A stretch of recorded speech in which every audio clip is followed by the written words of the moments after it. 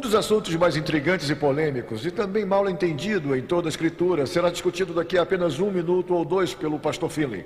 Irá um Deus de amor queimar eternamente pecadores no inferno? Hoje teremos respostas surpreendentes que descobriremos na Bíblia. Uma verdade que pode proporcionar segurança no futuro. Antes do pastor Finley falar, escutem isso. 'Tis so sweet to trust in Jesus, just to take him at his word, just to rest upon his promise, just to know thus saith the Lord. Jesus, Jesus, how I trust him, how I prove him more and more. Jesus, Jesus, precious Jesus, oh, for grace to trust him more.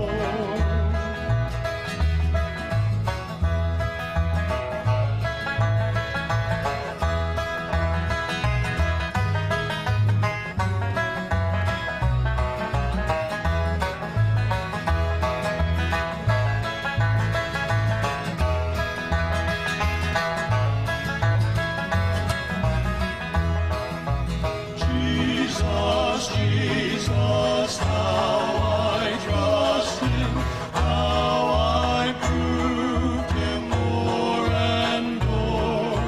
Jesus, Jesus, precious Jesus, oh, for grace to trust him more. I'm so glad to trust him, precious Jesus, Savior, friend, and I know that thou art with me, wilt be with me till the end. Jesus, Jesus, how I trust him, how I proved him more and more. Jesus, Jesus, precious Jesus, oh, for grace to trust him more. Oh, for grace to trust him more.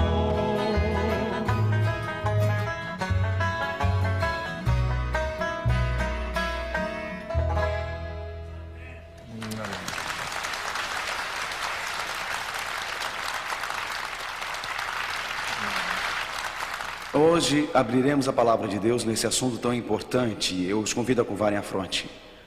Pai do céu, hoje à noite, mostre-nos o teu amor, tua justiça e tua misericórdia, num assunto que tem com tanta frequência sido mal interpretado por muitos. Clareie nossas mentes de qualquer confusão ao estudarmos sobre Cristo hoje à noite. Em nome de Jesus, amém. Meu assunto hoje é: irá um Deus de amor queimar eternamente os pecadores? Você alguma vez já se perguntou por que um Deus de amor queimaria pecadores no inferno por milhões e milhões de anos? Este assunto sobre o inferno tem confundido homens e mulheres através dos séculos. E grande é a quantidade de jovens que têm a ideia estereotipada de Deus e uma imagem estereotipada do inferno. Um Deus que queimaria e atormentaria pessoas no inferno por milhões e milhões de anos. Muitos desses jovens se afastaram da Bíblia e do cristianismo, Muitos pensadores se afastaram do cristianismo, muitos intelectuais se afastaram do cristianismo. Provavelmente este assunto de um inferno que queima para sempre tem levado mais pessoas ao ateísmo e ceticismo do que qualquer outra coisa. Por que eles pensam assim? Se é realmente verdade que Deus queima milhões e milhões de pessoas no inferno por trilhões de anos, eles dizem: eu não quero servir a um Deus assim, ele não existe. Porque se fosse assim, suponhamos que estejamos há 1 milhão de anos à frente e estejamos no céu. Estamos voando juntos pelo espaço até outro segmento do céu. Eu sinto um cheiro de fumaça. E então lhe pergunto: o que é isso? E então você me diz: esta é a fumaça do inferno. A brisa celeste está soprando a fumaça até aqui. Então você sente o cheiro do inferno. Então eu digo: espera um minuto. O que são esses gritos? Você diz: e lá Deus coloca as pessoas que estão se queimando. Que cheiro é esse de carne se queimando? Você diz: Deus os mantém lá 1 milhão de anos e os manterá por mais 1 milhão de anos e 1 milhão. É este o tipo de Deus que você e eu servimos? Que não coloca um fim ao sofrimento, mas um Deus que causa sofrimento às pessoas? Qual é a verdade sobre o inferno? A igreja medieval estava confusa sobre o assunto e víamos isso em suas artes, como pessoas sendo jogadas por chamas do inferno, queimando por anos. Ou você concordaria com o pregador de alguns anos atrás, Samuel Hopkins? O Dr. Hopkins foi fazer um sermão sobre o inferno. Você pode imaginar? Isso foi o que o Dr. Hopkins disse, falando sobre a angústia do inferno. Ele disse: a fumaça de suas angústias acenderá para sempre aos olhos dos justos, diante de seus olhos. Essa dádiva do caráter divino e de sua glória será um favor dos redimidos e também um entretenimento. O Dr. Hopkins disse que quando os justos no céu olhassem para baixo, para as pessoas gritando no inferno, isso seria motivo para grande diversão. E então o Dr. Hopkins continua: e será um prazer para aqueles que amam a Deus. Se essa angústia eternal se acabar e o fogo for extinguido, isso acabaria por completo com a grande felicidade e satisfação dos justos. O Dr. Hopkins disse que se o inferno parasse de queimar, isso acabaria com o prazer no coração daqueles no céu. Senhoras e senhores, com todo respeito, eu tenho que discordar hoje à noite do Dr. Hopkins. A alegria no céu não é olhar para baixo e ver pessoas queimando no inferno. A alegria no céu é estar com Jesus. Se você fosse o diabo... eu não deveria ter dito isso, se você fosse o diabo. Mas se você fosse o diabo, qual seria uma das coisas que mais gostaria de fazer? Pintaria uma imagem bizarra de Deus para que ninguém quisesse servi-lo. O diabo distorce a verdade sobre o que Deus é. De fato, um pregador disse o seguinte: o inferno é tão quente que se você pegasse o fogo mais quente da terra e colocasse lá, ele imediatamente se transformaria em gelo. Senhoras e senhores, o diabo quer distorcer o caráter de Deus. Ele quer que vejamos Deus como vingativo e irado. Muitos pregadores se confundem nesse assunto sobre o inferno. Muitos pregadores simplesmente pegam uma doutrina na Bíblia da Idade Média e trazem-na para a igreja cristã. Então fazem isto. A Bíblia diz em 2 Pedro 3, versículo 9: o Senhor não quer que ninguém pereça, senão que todos cheguem ao arrependimento. Deus não se alegra quando homens e mulheres se perdem. Deus não se alegra quando homens e mulheres se viram contra Ele. Deus não se alegra com a destruição do ímpio. Deus não se alegra em queimar para sempre pessoas no inferno por milhões e milhões de anos. O Deus que nós servimos quer que homens e mulheres sejam salvos. O Deus que nós servimos nos alcança com misericórdia, compaixão e amor. Não há necessidade que você se perca, você pode ser salvo. Você pode viver com Deus para sempre. Mas por que Deus destruiria o pecador afinal? Isso significa que Deus seja assim tão amoroso? Deus é tão compassivo? Deus é tão bom que Ele aboliria o pecado e o pecador? Vamos voltar à criação. A Bíblia diz a respeito da destruição final do pecado. Vocês sabem, quando Deus criou o mundo, Ele o criou perfeito. Nunca foi plano de Deus que a terra fosse por final destruída por causa do pecado. Nunca foi plano de Deus isso. Nunca foi plano de Deus que algum ser humano fosse destruído por causa do pecado. De fato, a Bíblia diz que quando o ímpio for finalmente destruído, e ele será, mas não nesse inferno não bíblico que tantos pregadores falam por aí, mas a Bíblia diz que quando o ímpio for finalmente destruído, isso será um ato contrário a Deus. Em Isaías capítulo 28, verso 21, por que seria um ato contrário? Porque Deus quer salvar, Ele não quer destruir. Porque o amor de Deus nos alcança para redimir, não para destruir. Então é estranho para um Deus, em seu amor, acabar com o pecador. Mas como isso aconteceria? O que a Bíblia ensina? Vamos mais uma vez a Gênesis. Deus criou o mundo perfeito. Não havia doenças, nem sofrimento, ou dores, ou tristezas, ou morte. Mas como Adão e Eva pecaram, eles foram levados a se separar de Deus. Separados de Deus, estavam separados da fonte da vida. E a Bíblia diz em Romanos 6, verso 23, porque o salário do pecado é a morte. Separados de Deus, Adão e Eva levaram o planeta à rebelião. O pecado contaminou o planeta. Jesus Cristo, percebendo esta contaminação do pecado, veio à arena dos problemas humanos. Jesus veio e lutou como ser humano. Ele viveu a vida perfeita que Adão e Eva deveriam ter vivido e morreu a morte eterna. Quando Jesus morreu na cruz, ele estava separado do Pai. A condenação do pecado estava sobre ele e Jesus teve a morte que nós devíamos ter. Era essa nossa morte que Jesus teve na cruz. A Bíblia diz que quando este mundo estava perdido, Cristo veio para redimi-lo e que um dia Cristo estabelecerá um novo céu e uma nova terra e o Éden de novo. Então a história da Bíblia é a do Éden perdido ao Éden restaurado através de Cristo na cruz, ao Éden renovado na terra, um novo céu e uma nova terra.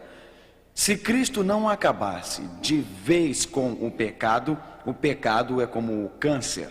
Quando Adão e Eva pecaram, o câncer do pecado foi passado para sua posteridade, para seus filhos e outros filhos.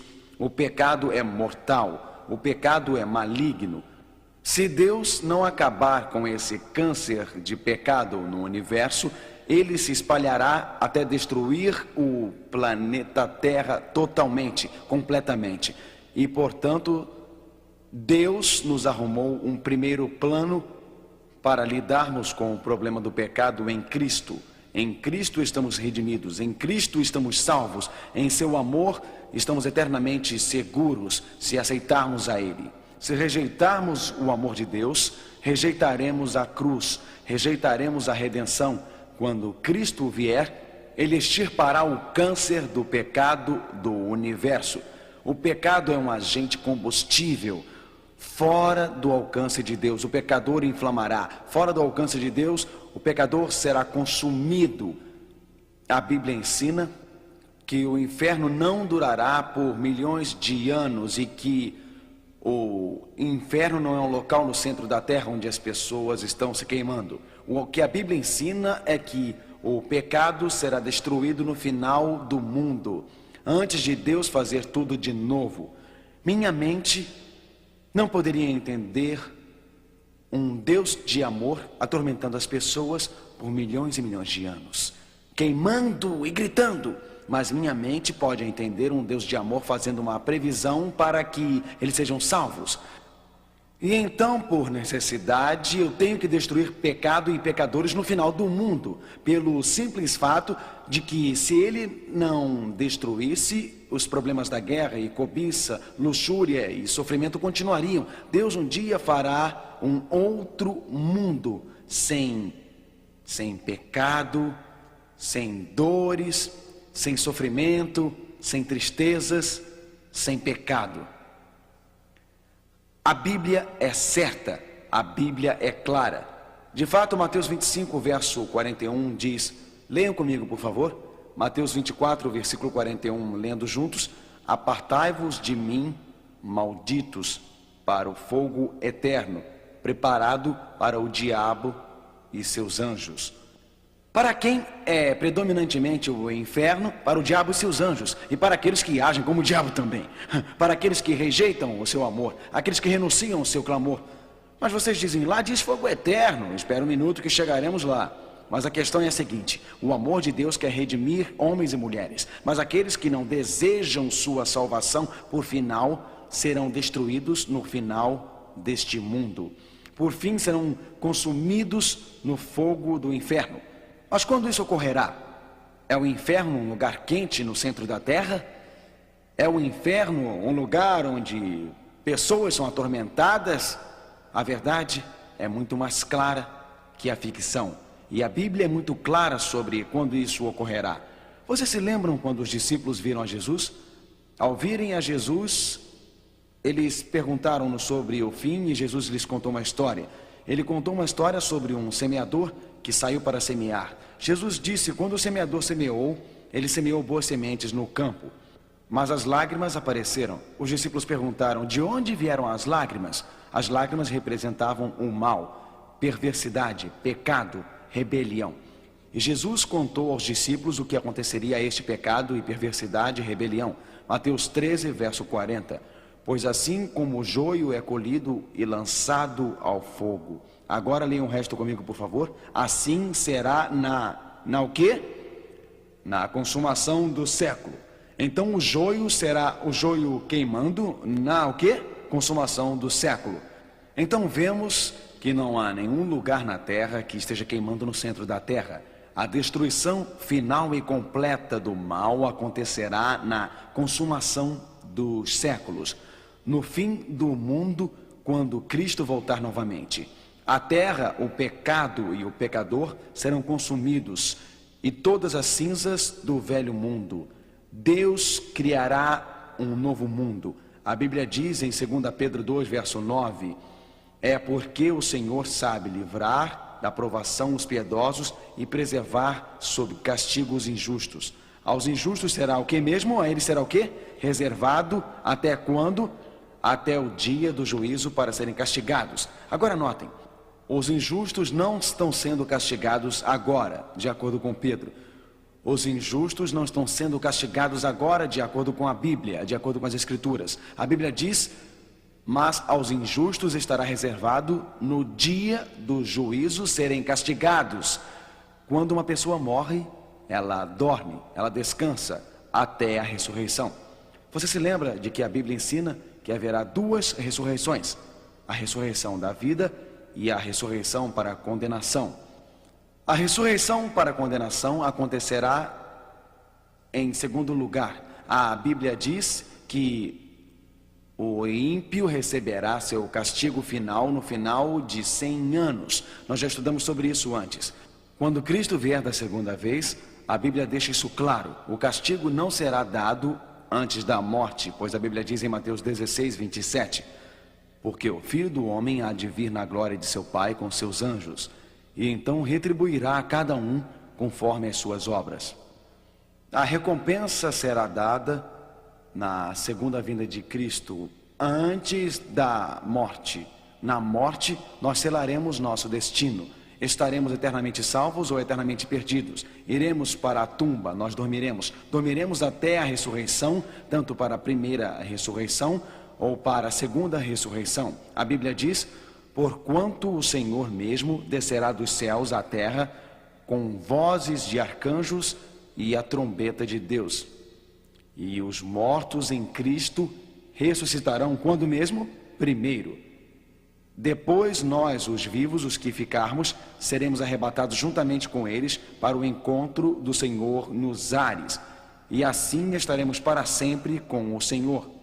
1 Tessalonicenses 4, 16 e 17. A Bíblia ensina que quando Cristo voltar pela segunda vez, os mortos em Cristo serão ressuscitados. Esta é a primeira ressurreição. E então, assim que os mortos em Cristo forem ressuscitados na segunda vinda de Cristo, juntamente com aqueles que estão vivos, todos serão arrebatados para encontrar com Cristo nos céus.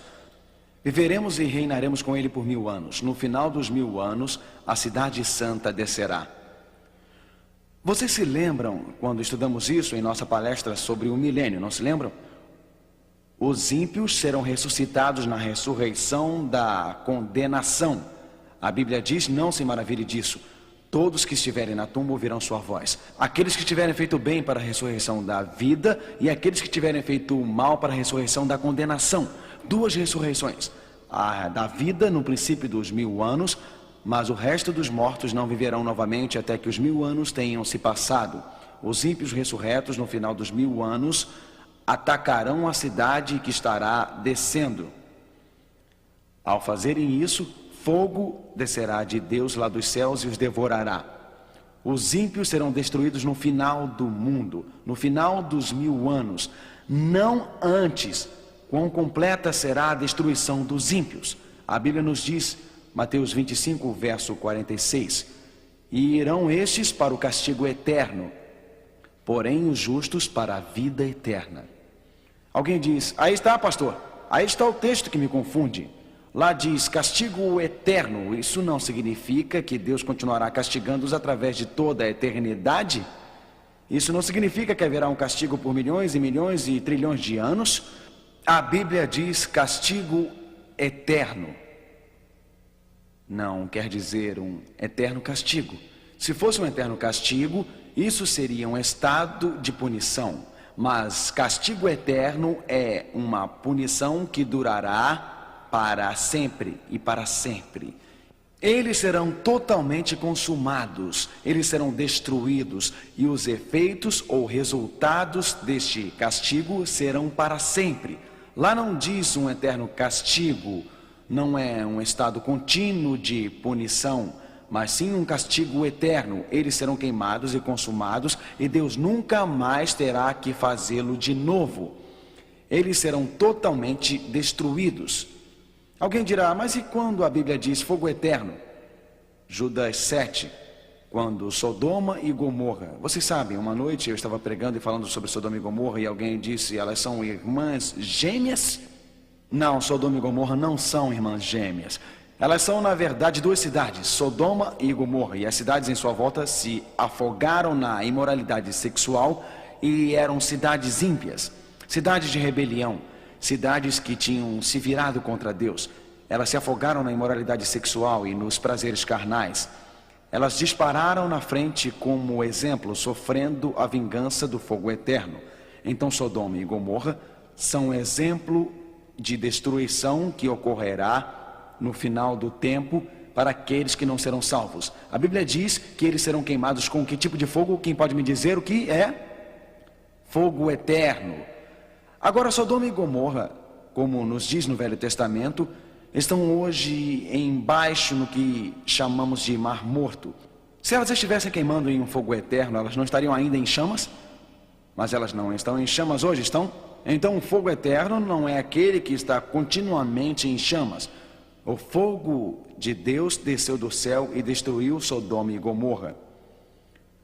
Anjos levaram Ló e sua família para fora da cidade. Mas a mulher de Ló olhou para trás. Seu coração estava em Sodoma. Seu amor estava no mundo onde ela olhou para trás. Imediatamente, instantaneamente, perdeu sua vida. Querido amigo, se você colocar a sua vida na mão de Cristo, não olhe para trás. Quando Deus tomar você pela mão e te salvar e te libertar de tantas coisas, quando tirar você do álcool, quando tirar você das drogas, quando tirar você de uma vida imoral, quando Cristo guiar você para a verdade, como tem feito nessas reuniões, quando você sentir a serenidade de Deus movendo o seu coração, quando você sentir que Deus está impulsionando a sua vida, não olhe para trás. A Bíblia diz que o fogo de Deus desceu do céu e devorou Sodoma e Gomorra. A Bíblia descreve a cena dizendo assim, 2 Pedro 2, versículo 6, reduzindo às cinzas a cidade de Sodoma e Gomorra, ordenou-as à ruína completa. Ruína completa é o que virá. A Bíblia diz que nosso Deus é o fogo consumidor. O caráter de Deus é eterno e o brilho da chama do seu amor consome o pecado, consome a impiedade. E o fogo eterno na Bíblia vem do caráter eterno de Deus, que é o fogo consumidor na presença do pecado. O fogo eterno é aquele que destrói o pecado eternamente, transformando-o em cinzas. E então, na presença do fogo de Deus, Sodoma e Gomorra se transformaram em cinzas. Elas foram condenadas à destruição, foram feitas de exemplo para aqueles que mais tarde vivessem sem Deus. Veja você, Sodoma e Gomorra, essas cidades ímpias, são um exemplo para a nossa sociedade. Uma sociedade que virou as costas a Deus, uma sociedade que renuncia ao seu amor, uma sociedade que se põe em rebelião contra Ele. Um dia, fogo do céu cairá. Um dia, para aqueles que rejeitaram a misericórdia de Deus, para aqueles que rejeitaram o seu amor, um dia este mundo será consumido com o fogo da presença de Deus, ao purificar o universo do pecado com o fogo eterno. Tudo então será cinza e nunca mais a destruição irá acontecer. A Bíblia descreve isso numa linguagem muito clara: um fogo eterno, fogo que consome, fogo inextinguível, fogo que as mãos humanas não podem apagar. Deus irá completar o serviço. Alguém me disse uma vez: Mark, você não acredita no inferno? E eu disse: espera um minuto. Primeiro, eu não acredito naquele que você acredita, porque Deus não vai atormentar as pessoas por milhões e milhões de anos para que nós sintamos o cheiro de suas carnes. O problema é que o inferno que eu acredito é mais quente do que o inferno que você acredita. E ele disse: como assim? Eu disse que o inferno que a Bíblia ensina diz que o serviço será completo. Queimará o pecador e o pecado os consumirá as cinzas e Deus fará um novo mundo. Mas o inferno que você acredita não é tão quente assim, irá apenas atormentar pessoas por milhões de anos. A Bíblia é muito clara neste assunto. A Bíblia diz em Malaquias 4, verso 1, pois eis que vem o dia que arde como fornalha. Isso será agora, amigo? A Bíblia diz que é hoje? Lá diz isso? Eu quero seguir a Bíblia. E você? Eis que vem o dia, isso é futuro. Não há inferno no centro da terra, queimará como um forno, e todo orgulho sim, tudo que for impiedoso será exterminado. O dia que está vindo irá fazer o quê? Queimá-los, diz o Senhor dos Exércitos. Não ficará nem raiz nem galho. Não haverá algum traço de impiedade deixado na terra? Não, nenhum traço de impiedade. Haverá algum traço de pecado? Não, nenhum traço de pecado. Eles serão consumidos, serão queimados. A Bíblia diz tão claramente que eles serão transformados em cinzas. Malaquias 4, verso 3. Pisareis os perversos, porque se farão cinzas debaixo das plantas de vossos pés. Ao final do mundo, textos bíblicos após textos bíblicos nos falam que eles serão transformados em cinzas. Salmos 37, versículo 20. Os ímpios, no entanto, perecerão, e os inimigos do Senhor serão como o viço das pastagens, que se desfarão em fumaça e serão aniquilados. Eles serão consumidos, estarão acabados. Em Obadias, Obadias só tem um capítulo, verso 16, e eles serão, o que a Bíblia diz? Como se nunca tivessem sido. Será tristeza no universo. Terá dores no universo.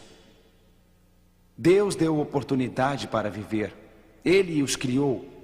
Ele lhes deu uma mente para pensar e raciocinar. Ele enviou Jesus para viver por eles. Ele com amor os cercou, ele os atraiu. Ele os chamou com grande amor, mas eles se viraram contra ele. Estavam ocupados com suas afeições tão terrenas e materialistas para o clamor de seu amor. E eles se afastaram dele com corações rebeldes. Ele quer um universo limpo, onde não haja cobiça, nem luxúria, nem rebelião, nem pecado. Ele quis salvá-los, mas eles se viraram contra seu amor. No final, eles serão consumidos, eles serão queimados, eles estarão acabados para sempre. Serão como se nunca tivessem existido. Alguém me disse: Mark, você se enche de emoção em suas reuniões. Aqui estou eu toda a noite diante das pessoas, e a questão é vida e morte, não é um jogo de engano, não estamos falando de um simples jogo. É vida eterna ou morte eterna. E Jesus diz: eu quero salvar você.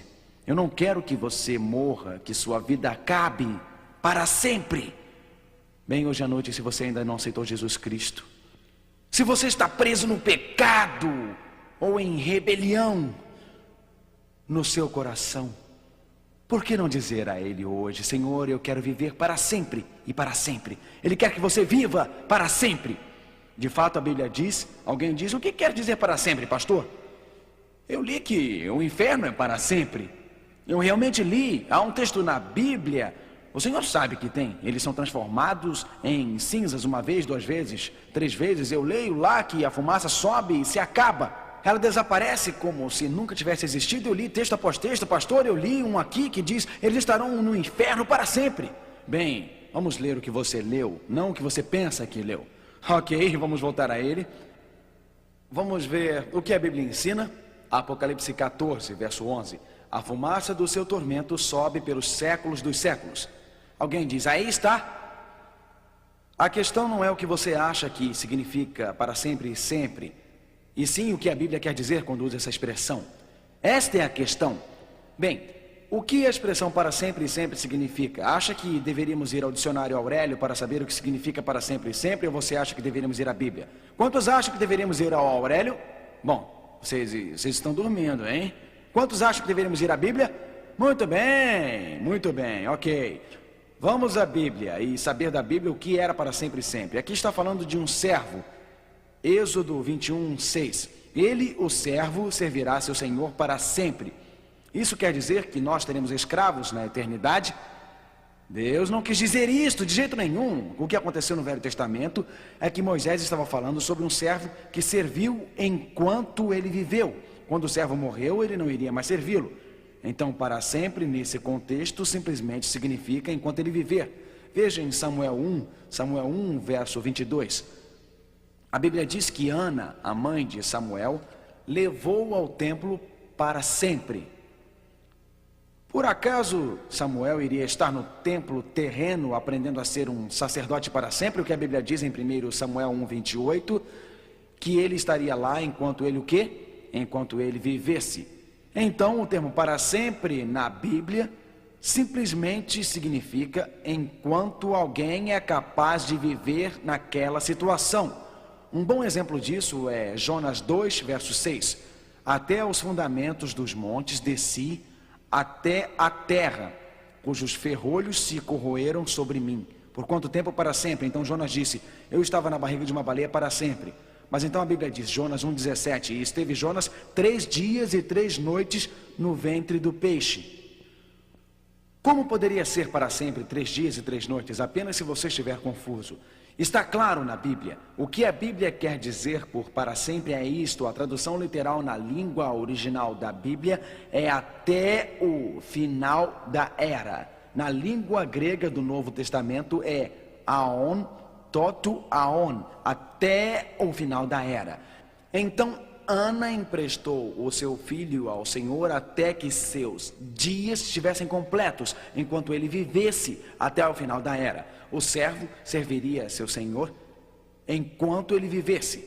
E então o ímpio será consumido. Eles serão queimados enquanto eles viverem naquele ambiente até o final da era. E então eles estarão acabados para sempre. A Bíblia ensina que o ímpio queimará naquelas chamas apenas até eles serem consumidos ou enquanto eles puderem viver. Para sempre, e para sempre é uma expressão bíblica até o final da era. Não quer dizer necessariamente infinito, interminável período de tempo. De fato, você se lembra do Velho Testamento em que a profecia dizia que Jerusalém seria destruída? Ela está em Jeremias capítulo 17, verso 27. Lá diz: não carregueis cargas no dia de sábado, nem as introduzais pelas portas de Jerusalém. Notem que a desobediência a Deus era uma coisa muito séria. Os judeus viraram as costas a Deus, o desobedeceram, violaram seu sábado. A Bíblia diz: o fogo devorará os palácios de Jerusalém, e ele não será apagado. O fogo que queimaria Jerusalém seria um fogo inextinguível. Esta Jerusalém ainda está queimando com essas chamas? Claro que não. Jerusalém foi destruída por Tito, do exército romano, em 70 depois de Cristo. Fogo inextinguível é aquele que queima completamente e não há mais nada para ser queimado. A expressão para sempre quer dizer enquanto ele queimar naquele ambiente, e o castigo nunca precisa existir. A Bíblia é extremamente clara, se você deixá-la explicar-se por si mesma. Se você for aos teólogos para descobrir o que a Bíblia diz, ou em algum livro para encontrar o que é ensinado, você pode ficar confuso. Alguém disse: a sua alma pode ser destruída no inferno, assim como o corpo? Deixe Jesus responder. Mateus 10, verso 28. Não temais os que matam o corpo e não podem matar a alma. Temei antes aquele que pode fazer perecer no inferno tanto a alma quanto o corpo. Pode sua alma, assim como o seu corpo, serem destruídos no final do tempo, quando Deus consumir e queimar todo o pecado? Pode, amigos? A Bíblia diz que Deus é capaz de destruir corpo e alma no inferno. Em outras palavras, o pecado será totalmente destruído. Não haverá vestígios nenhum de pecado. De fato, a Bíblia diz em Ezequiel 18, verso 4, leiam comigo, por favor: a alma que pecar, essa morrerá. Então o pecado será consumido. O Deus de amor limpará de vez o universo. Você sabia que muitos teólogos hoje, teólogos de nome, estão chegando à conclusão que a ideia da imortalidade da alma é uma doutrina pagã? Você leu naquele artigo alguns meses atrás no US News e no World Report aqui nos Estados Unidos, parafraseando um teólogo por nome de Dr. Hughes. Estou parafraseando o artigo da reportagem. A crendice tradicional de um castigo interminável está ligada à crendice errônea da imortalidade da alma. A crendice, ele diz, é baseada mais em Platão que na Bíblia. A imortalidade pela qual o cristão se baseia não é inerente a ele mesmo ou em sua alma, mas é concedida por Deus. Em outras palavras, Platão ensinou a imortalidade da alma. Muitas doutrinas pagãs entraram na igreja: a adoração ao domingo, o batismo infantil, a imortalidade da alma, a ideia de que o inferno é para sempre. Vejam, essas coisas vieram de culturas pagãs, amigo. Por isso que Deus está nos guiando de volta à Bíblia, porque a Bíblia diz em Eclesiastes 9, verso 5: porque os vivos sabem que hão de morrer, mas os mortos não sabem coisa nenhuma. Se os mortos não sabem de nada, eles não estão queimando no inferno ou gritando nas chamas, estão? Porque a morte é apenas um sono, até a volta gloriosa de Jesus. Mas alguém disse: mas pastor, e a parábola de Lázaro e o homem rico? Há esta parábola de Lázaro e o homem rico. Não está o homem rico lá no inferno? Não está Lázaro lá em cima no céu? Bem, lembre-se da história, deixe-me lembrá-lo da história. Jesus contou uma parábola, foi a quinta numa série de parábolas. Foi uma história judaica muito comum e tradicional. De fato, era uma tradição, uma parábola. E Jesus usou isto como uma história comum. Aqui está a história. Um homem rico estava sentado à mesa, e estando ali sentado estava comendo. Ele estava vestido de linho e púrpura e todo cheio de joias. Há um mendigo, Lázaro, e este homem rico joga ali migalhas. E então, finalmente, nesta história, Era uma história judaica comum. A ideia de que você morre e desce até um túnel em um caminho que vai até o seio de Abraão e não ao céu, ao seio de Abraão. O outro caminho vai até o inferno. Então, na história, o homem rico acaba lá no inferno e o mendigo acaba no céu. Ninguém diz que pode provar isso, que pode provar isso. Espera um minuto. Se você levar a história no sentido literal, você sabe da história que Jesus contou. A pessoa que está lá em cima, no céu, é supostamente um mendigo. Eu quero dizer, ele conversa com um homem lá no inferno. Se você não tomar isso como uma parábola, mas tomar literalmente, você está com problemas. Porque eu vou lhe perguntar, você realmente acredita, Senhor, cristãos, vocês acreditam que uma pessoa no céu vai sentar-se e assistir as pessoas se queimando no inferno e ainda conversar? Vocês realmente acreditam nisso? Vocês acreditam realmente que lá em cima no céu, aquele mendigo está olhando para baixo e conversando com as pessoas que estão gritando nas chamas? Veja, se você levar isto literalmente, você tem que levar a coisa toda literalmente. Você terá outro problema, porque o seio de Abraão vai ter que ser muito grande para que entre todos. Se você tomar isso literalmente, se disser que não é uma parábola, vai ter problemas. Se for uma parábola, então é apenas uma história que Jesus contou para ilustrar o seu ponto. Agora, qual é o ponto de Jesus? O ponto de Jesus é muito claro. Os judeus disseram, se você for rico, é um sinal da bondade de Deus, você irá subir. Mas se você for pobre, um simples camponês ou um miserável, então é a maldição de Deus, você vai para baixo. Então Jesus disse, havia esse homem rico. Esse homem rico estava assentado à mesa e o pobre mendigo sou eu. Não, eu sou o homem rico. Agora, quando o homem rico morre, ele vai para o céu. O homem pobre vai para o inferno. Jesus diz, a história que você sempre conta é sobre o homem rico e o pobre. O rico vai para o céu e o pobre para o inferno. Mas Jesus reverteu isso. O pobre para o céu e o rico para o inferno. Todos fizeram... Era assim que teria que acontecer? Não é o que nós acreditávamos. A primeira coisa que Jesus fez foi mostrar que os ricos, na verdade, não são sempre um sinal do favor de Deus. Ele diz, pobreza não é sempre um sinal do desprazer de Deus. Então, depois disso, houve uma pequena conversa. E o mendigo diz, o rico diz, mande alguém de volta para contar a meus irmãos. Jesus vem então com a segunda sacudidela. Jesus é muito inteligente, usou uma história para dar-lhes uma sacudidela. Jesus deu-lhes a segunda sacudidela. Ele disse, é um grande vácuo depois da morte, não há uma segunda chance. Este é o ponto. A parábola é simplesmente um pequeno prego sustendo um quadro para explicar a lição. Ele disse, depois da morte não há uma segunda chance, e sim um grande vácuo. É melhor se decidir agora, irmão. É melhor se decidir agora, irmã.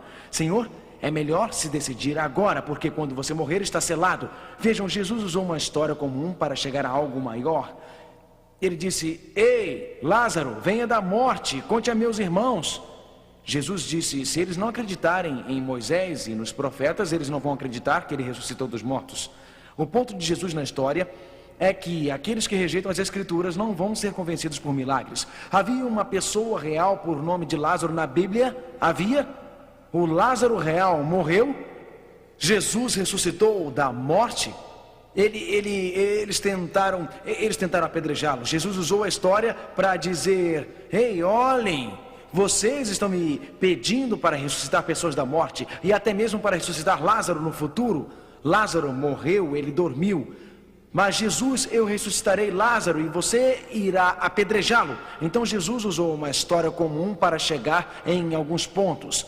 Mas você não pode pegar a história e torcer os fatos. Realmente, os profetas antigos acreditavam que o inferno era uma destruição total. Você diz, bem, pastor, me dê algumas evidências. Aqui estão.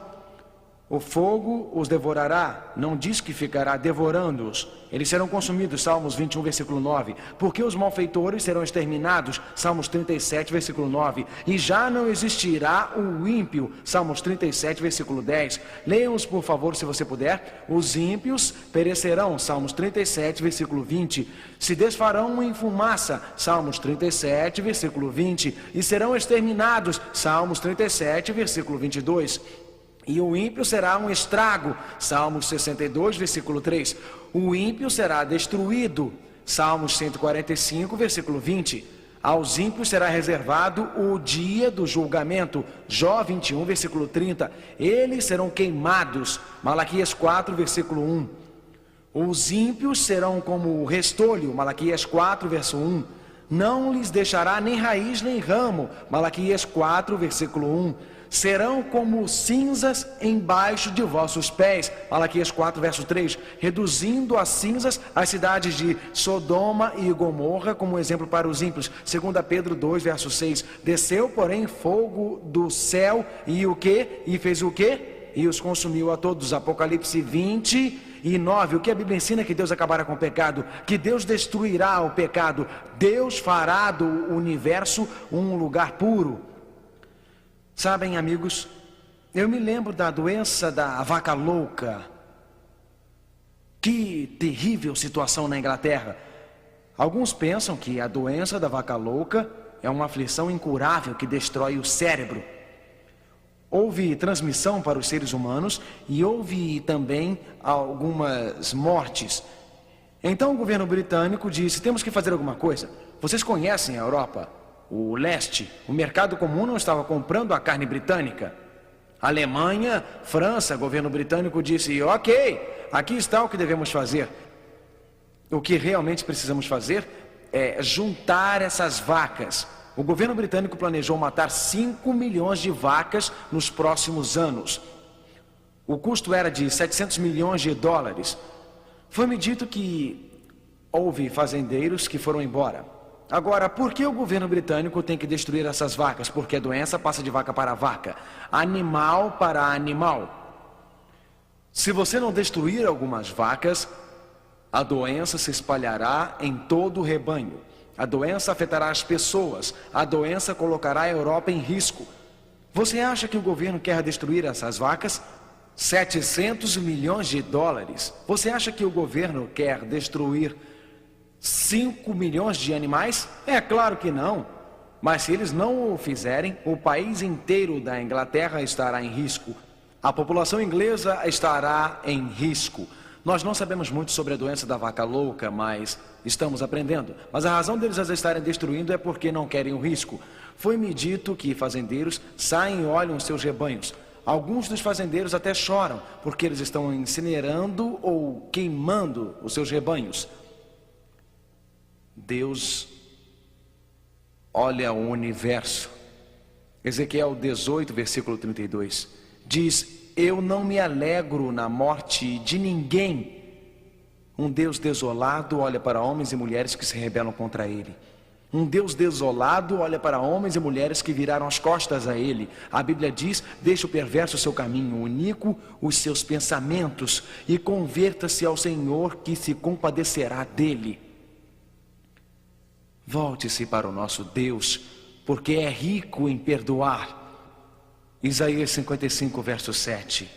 Um dia a cidade santa descerá. Um dia, no final dos 1000 anos, Satanás levantará os ímpios e eles correrão para aquela cidade. E ao a cidade descer, o fogo de Deus descerá e consumirá o ímpio com lágrimas nos olhos, com agonia em sua voz. Jesus dirá: eu quis te acolher, eu quis te amar, eu quis te abraçar, eu quis que você vivesse comigo por toda a eternidade.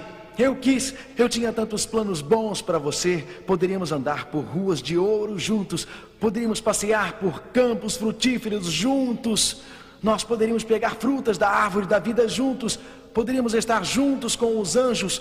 Tudo que a mente pudesse imaginar, tudo que o coração pudesse desejar, tudo o que trouxesse prazer e felicidade, o desejo mais profundo que o ser humano imaginasse. E Jesus dirá: você jogou tudo isso fora, você jogou isso fora, com o coração partido. Eu acho que escuto Deus chorando, o fim virá, e Deus tem que fazer apenas o que Deus pode fazer: pôr um fim no pecado, pôr um fim no sofrimento, acabar com a tristeza. E o quebrantado Deus diz para todo o universo: poderia eu fazer alguma coisa mais para salvá-los? E cada joelho se dobrará, e toda língua confessará: Ele é o Senhor. E até o ímpio dirá: Senhor, Tu não poderias ter feito nada mais para salvar-me, eu estou perdido por minha culpa. Amigo, não jogue isso fora essa noite. Não vire as costas a Ele. Hoje, quando o Walter cantar: ó Jesus, eu prometo servi-lo até o fim, por que não curvar a sua fronte em silêncio? Por que não dizer: sim, sim, Jesus, eu sou seu. Jesus, eu dou minha vida a Ti. Jesus, eu quero viver para Ti, para sempre e sempre. Um dia o universo será limpo, uma onda de felicidade e prazer encherá o planeta. Seres felizes, envoltos no amor. Deus tem planos maravilhosos para você. Deus tem planos magníficos para você, planos que você não pode imaginar. Deus tem sonhos para você, os quais você nunca pensou. Deus tem um futuro para você, muito além de qualquer sonho. Não jogue isso fora. Enquanto o Walter canta, por que não agora mesmo em silêncio curvar sua fronte e dizer: Jesus, eu vou viver para sempre.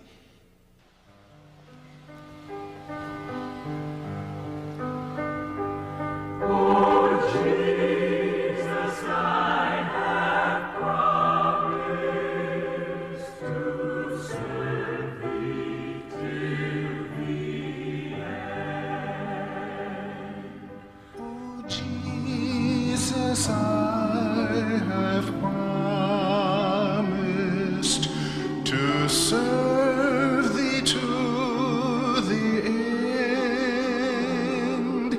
Be Thou forever near me, my Master and my friend. I shall not fear the battle if Thou art by my side, nor wander from the pathway if Thou wilt be my guide. Oh, let me feel Thee near me. The world is ever near. I see the sights that dazzle, the tempting sounds I hear.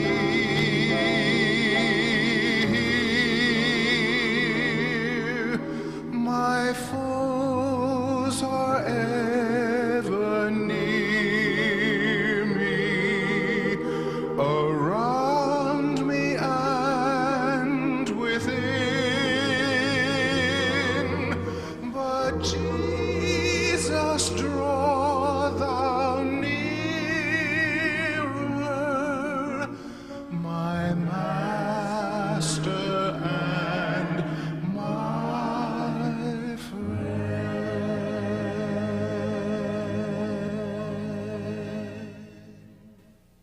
Vamos orar juntos. Pai, Tu és o nosso mestre e Tu és o nosso amigo. Teus sonhos para nós estão além do que nós podemos imaginar. Teu amor por nós é muito forte para nos deixar.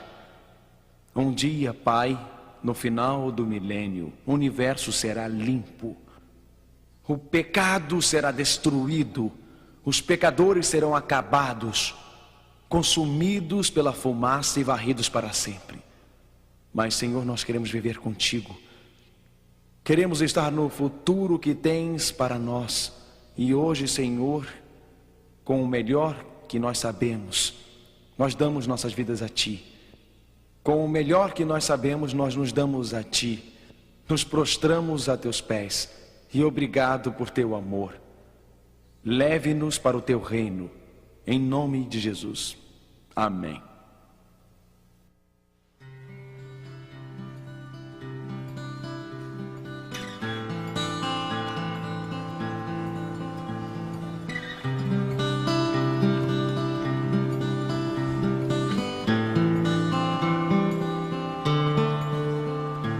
There's a land that is fairer than day, and by faith we can see it afar.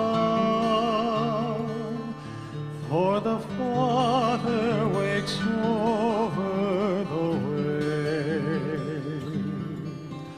to prepare us a dwelling place there in the sweet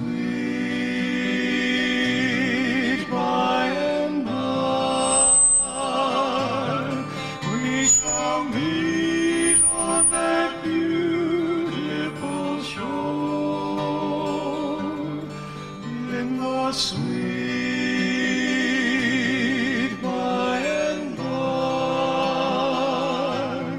We shall meet on that beautiful shore. We shall sing on that beautiful shore the melodious songs of the blessed, and our spirits shall sorrow no more. Not a sigh for the blessing of rest. The sweet by and by, we shall meet on that beautiful shore in the sweet by and by. We shall meet on that beautiful